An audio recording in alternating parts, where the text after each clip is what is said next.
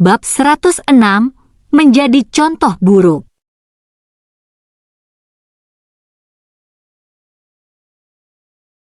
Meskipun aku tak lagi menyukai keluarga Murphy, Grace tidak pernah memperlakukanku buruk selama beberapa tahun terakhir. Aku bisa memaafkannya karena bersikap dingin waktu itu karena dia hanya mencoba melindungi kepentingannya. Dia memintaku untuk kembali ke rumah mereka, tetapi aku menolak karena tempat itu meninggalkan trauma bagiku. Sebagai gantinya, aku memilih untuk bertemu dengannya di sebuah kafe dekat rumahnya. Sikapku melunak saat melihatnya. Bagaimanapun, aku tak bisa bersikap kasar kepada wanita yang lebih tua. Grace tampak lelah dan galau ketika melihatku. Aku mengerti perasaannya dan memesan susu panas untuknya. Aku menunggunya berbicara, dan bibirnya bergetar ketika dia bertanya, "Bagaimana keadaan Ava?" Segera setelah itu, dia menangis terseduh-seduh. Aku harus mengakui bahwa dia sangat menyayangi putriku. Dia baik-baik saja, tapi tidak seceria dulu.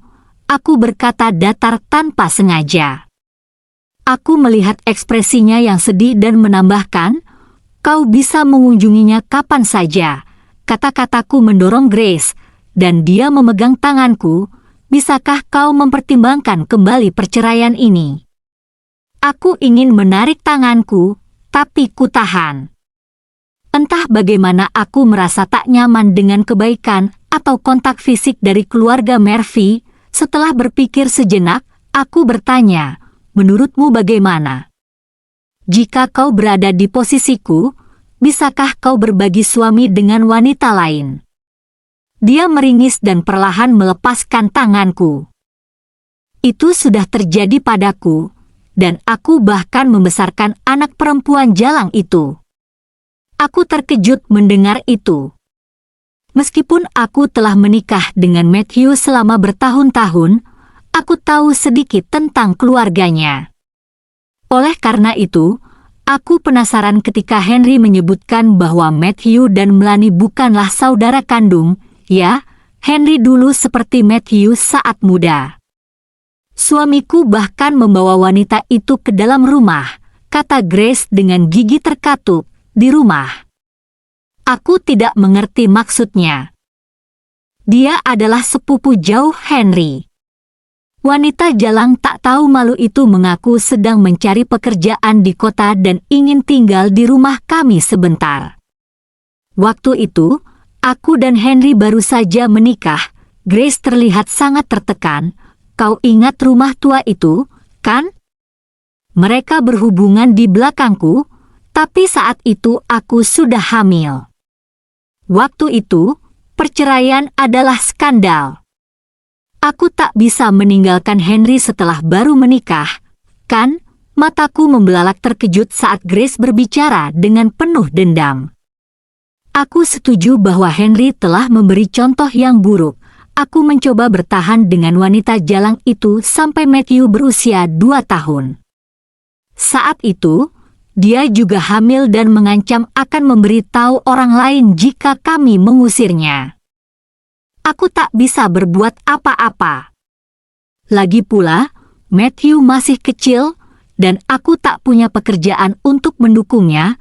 Grace menyeka air matanya, tapi aku tak bisa bersimpati padanya. Aku tahu dia tak melakukannya karena cinta. Dia hanya bodoh saja. Pelacur itu kemudian tinggal di rumahku dan berbagi ranjang dengan kami. Setelah dia melahirkan Melanie, aku rasa dia menyadari bahwa Henry adalah pecundang yang terlalu ambisius dan pergi suatu malam tanpa memberitahu kami. Jadi aku harus merawat Melanie. Meskipun aku marah, aku tak bisa meninggalkannya begitu saja. Mendengar cerita Grace, aku tak bisa tidak berpikir bahwa dia adalah orang bodoh.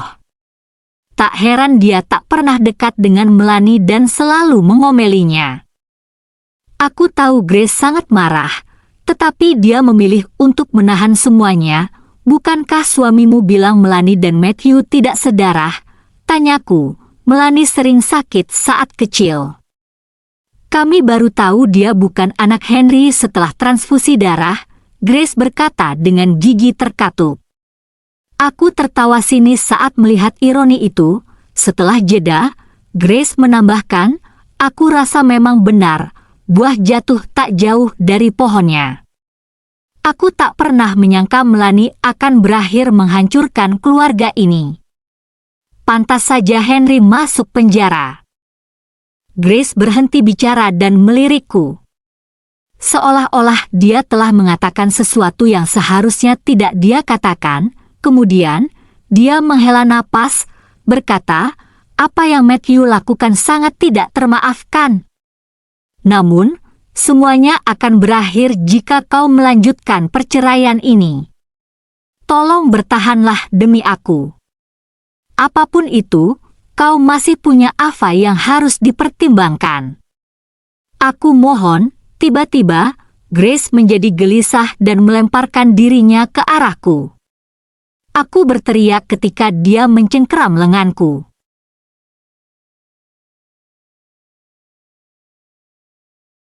Bab 107, menimbulkan rasa bersalah.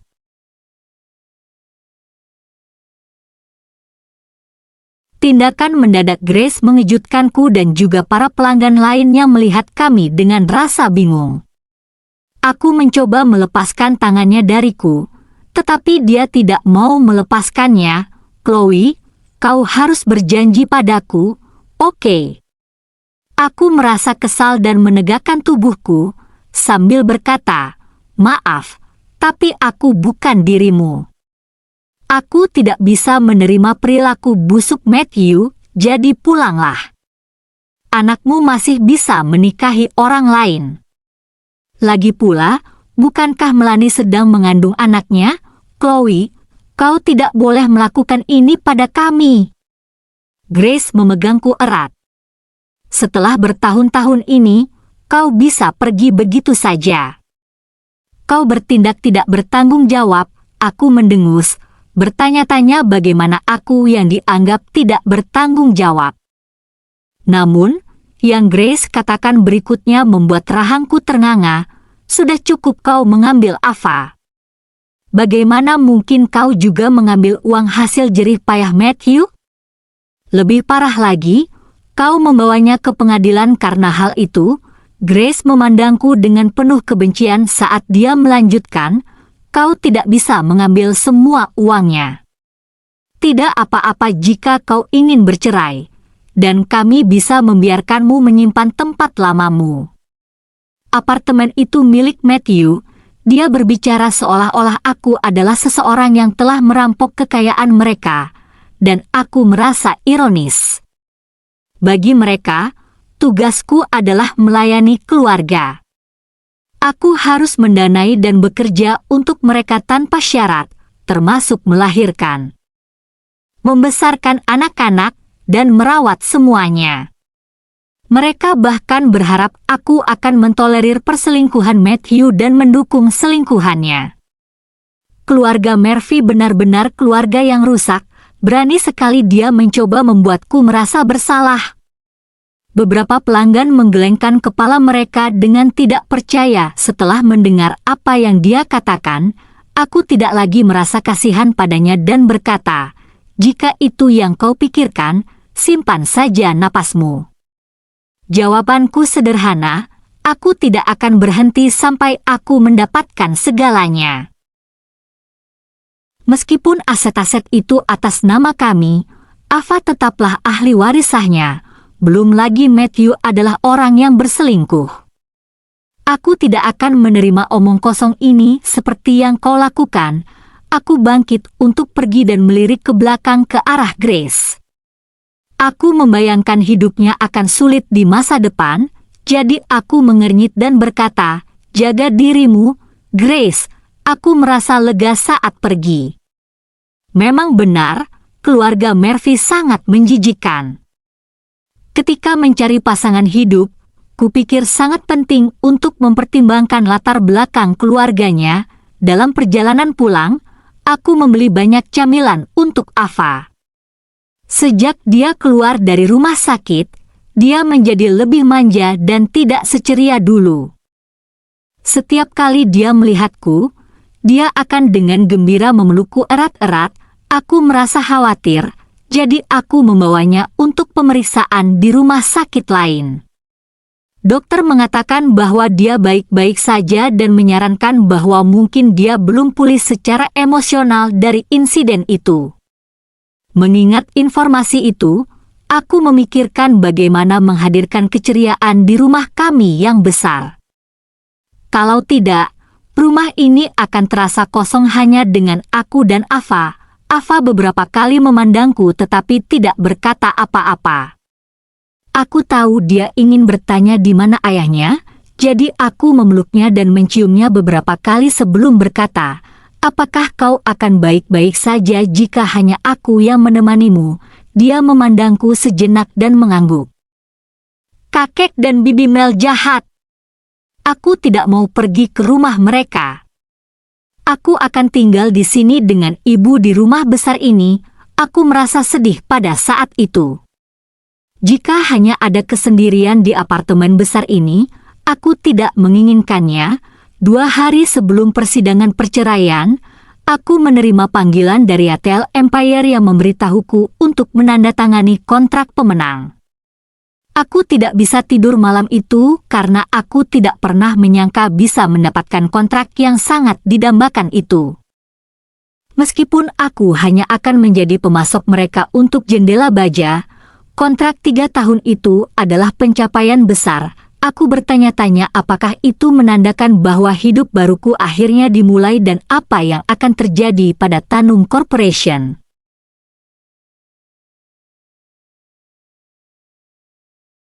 Bab 108, Tugas Berat.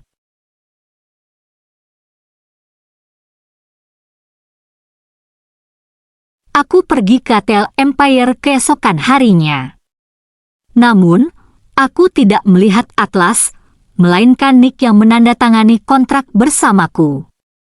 Dia menjabat tanganku dan berkata, "Kami menantikan kerjasama denganmu, jangan lupa terus kirimkan proyek-proyeknya." Ya. Aku berkata sambil tersenyum.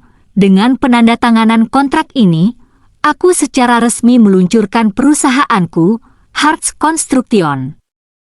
Meskipun aku didukung oleh Urban Builders, aku merasa gugup mengambil proyek sebesar ini sebagai proyek pertamaku. Namun, aku sangat senang karena kini aku bisa menghidupi diriku dan Ava. Tak lama kemudian, berita itu menyebar ke seluruh industri, dan semua orang bertanya-tanya siapa yang berada di balik Hartz Construction. Saat aku keluar dari Hotel Empire, aku ragu-ragu untuk menelepon Atlas. Bagaimanapun, aku takkan bisa menandatangani kontrak itu tanpa bantuannya. Telepon berdering cukup lama sebelum dia menjawab dengan suara serak, "Ya." Dia selalu berbicara dengan sedikit kata dan penuh otoritas, jadi aku kehilangan mood untuk berbicara. Tiba-tiba, dia menjadi cemas dan bertanya, "Chloe, aku hanya ingin memberitahumu bahwa aku sudah menandatangani kontrak dengan Hotel Empire." Aku berusaha terdengar bersemangat. "Aku tidak melihatmu di sini, jadi kupikir aku harus menghubungimu. Kau merindukanku, bukan?" Dia bertanya dengan lembut. Dimulai lagi, pikirku. Aku berdeham dan berkata, "Kenapa kau tidak ada di kantor hari ini?" Meskipun aku tak bisa melihat wajahnya, aku menjadi gugup dan mencoba mengalihkan topik pembicaraan. "Aku di Astronia," katanya. "Oh, kapan kau pergi ke luar negeri? Kapan kau akan kembali?" Aku terkejut karena dia tak pernah memberitahuku bahwa dia akan pergi ke luar negeri. Pantas saja aku tak melihatnya sejak kami berpisah di rumah sakit. "Kau merindukanku atau tidak?" Dia bertanya lagi. "Kenapa aku harus merindukanmu?" "Aku hanya ingin memberitahumu bahwa aku sudah menandatangani kontraknya." Aku berusaha terdengar serius. "Bagaimana aku bisa tidak tahu itu?" Kenapa kau tidak mau mengakui saja bahwa kau merindukanku? Katanya dengan nada tak sabar. Haruskah aku menutup telepon saja? Kataku santai. Ayolah. Bagaimana bisa kau menutup telepon setelah menggoda denganku? Atlas terdengar lebih jelas sekarang.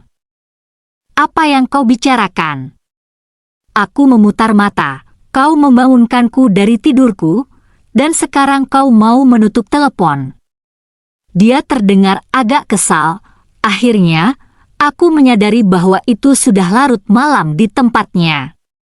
Aku merasa malu, berkata, "Kakau benar, maaf, aku lupa kau sedang di Astronia. Tidurlah kembali, ya, halo? Kau merindukanku atau tidak?" Jantungku berdebar. Bagaimana aku bisa memberitahu Atlas itu? Kau membuang waktuku. Oke, dia terdengar lebih tegas sekarang. Aku merindukanmu, baiklah. Aku akhirnya berkata, meskipun aku tak bermaksud mengatakannya. Aku tahu aku seharusnya tidak mengatakan itu, tapi dia akan terus menanyakannya jika aku tidak mengakuinya. Baiklah. Aku harus pergi sekarang. Dia menutup telepon. Apa-apaan ini? Bagaimana bisa dia menggoda denganku lalu menutup telepon begitu saja? Dia bahkan tidak memberitahuku kapan dia akan kembali. Tiba-tiba, aku menyadari bahwa aku berharap dia segera kembali. Sekarang setelah aku menandatangani kontrak, aku bertanya-tanya bagaimana perasaan Matthew tentang hal ini. Aku tahu dia tak punya apa-apa lagi sekarang. Namun, aku tidak pernah menyangka bahwa dia akan membawa orang tuaku ke apartemen malam sebelum persidangan perceraian. Bab 109, Metode Baru. Aku marah dan kesal begitu melihat Matthew. Bagaimana bisa dia merendahkan diri untuk melakukan hal ini?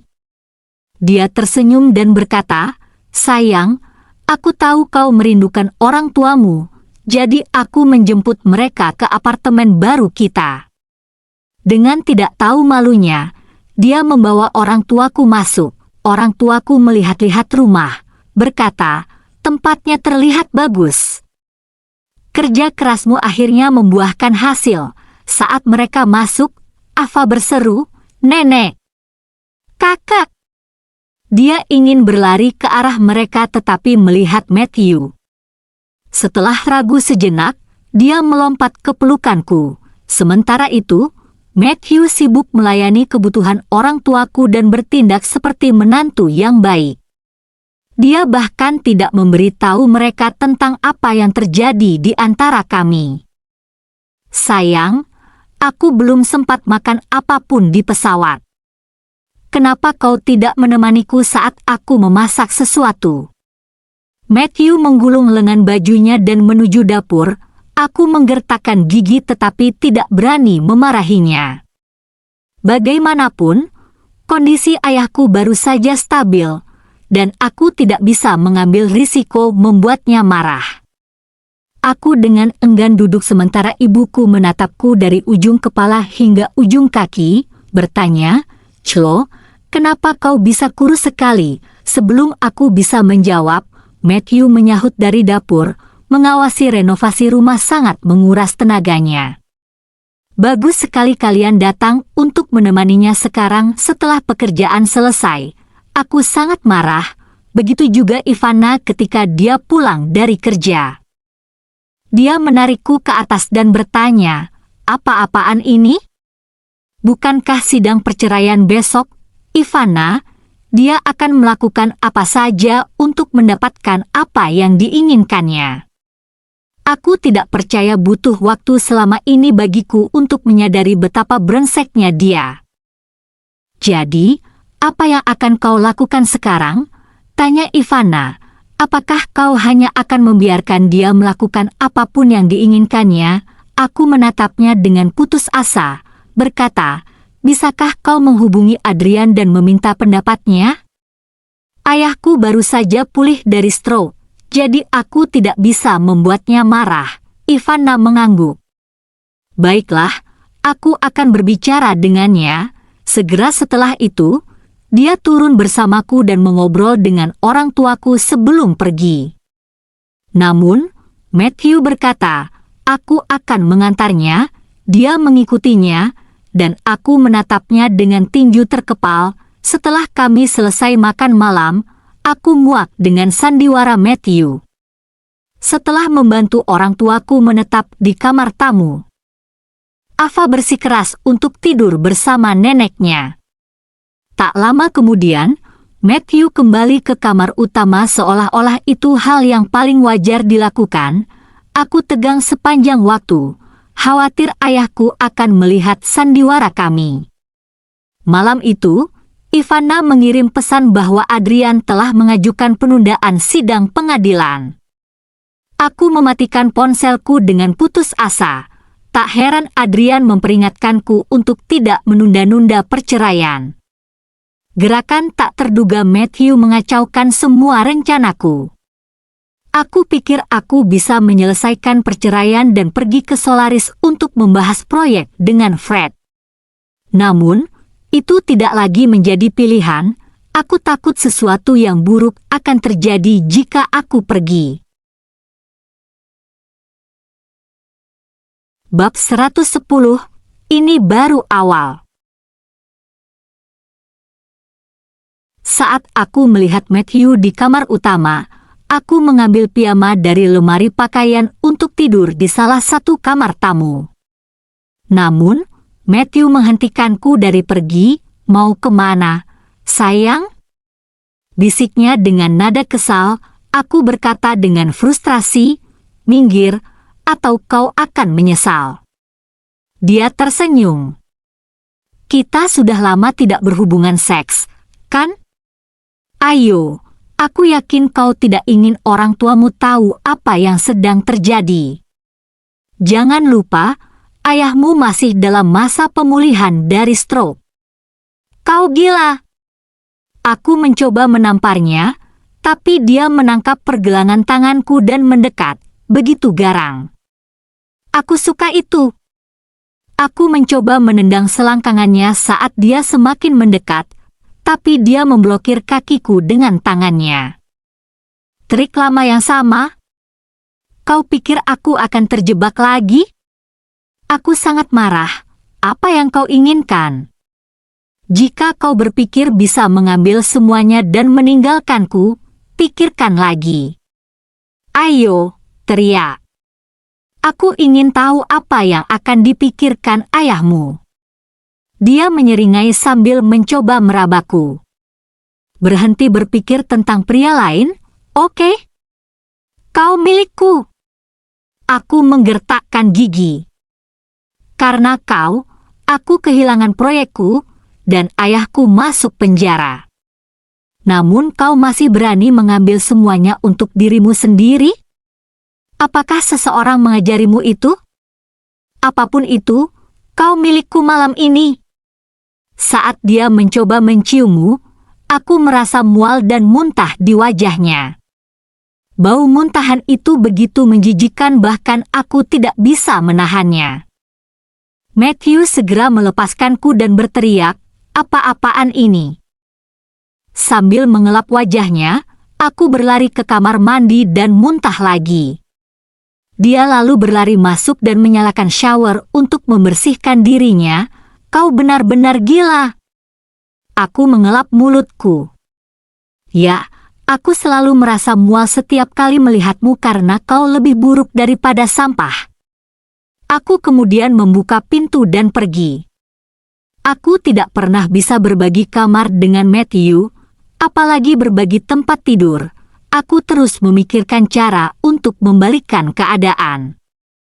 Jika tidak, situasinya akan menjadi mimpi buruk.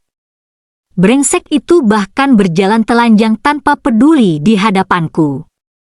Aku langsung menuju kamar tamu, dan setelah apa yang terjadi, dia tidak berani mengejarku, namun itu baru permulaan. Keesokan harinya, Melanie dan Grace datang ke apartemen dengan tersenyum. Sementara itu, orang tuaku yang tidak tahu apa-apa menyambut mereka dengan hangat, dan Melanie terus mendekati Matthew, membantunya di dapur seperti saudara yang baik. Ava tetap berada di samping ibuku. Tidak peduli seberapa sering Grace memanggilnya, dia menolak untuk mendekat. Meski begitu, Grace fokus pada rumah. Dia dengan rakus mengamati tempat itu sambil menjawab pertanyaan ibuku.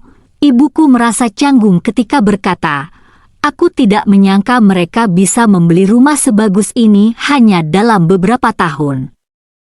Pasti kalian bangga." Grace tampak tidak senang. "Tentu saja, putrimu telah bekerja keras untuk itu."